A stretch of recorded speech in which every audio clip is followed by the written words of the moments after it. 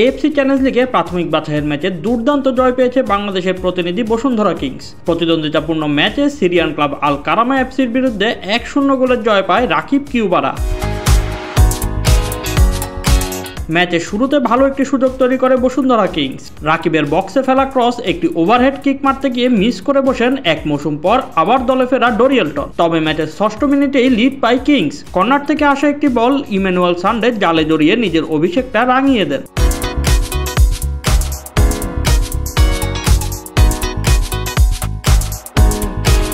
ম্যাচের 16 মিনিটে আবারও গোলমুখে দূরপাল্লা শট নেন সান্ডে, তবে প্রতিপক্ষের ডিফেন্ডারের পায়ে লেগে তার দিক পরিবর্তন করে গোলের সুযোগ নষ্ট করে।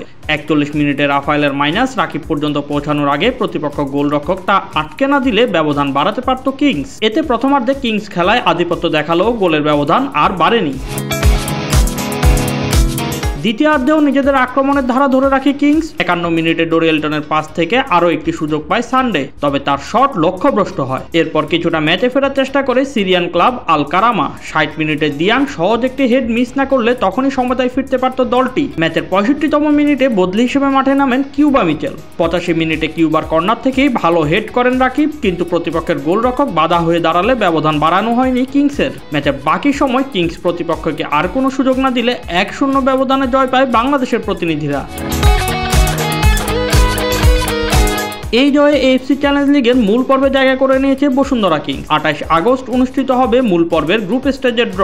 25 অক্টোবর থেকে শুরু হতে যাওয়া মূল পর্বে বাংলাদেশের প্রতিনিধিত্ব করবে Bashundhara Kings. Shoaib Shams, BD sports time.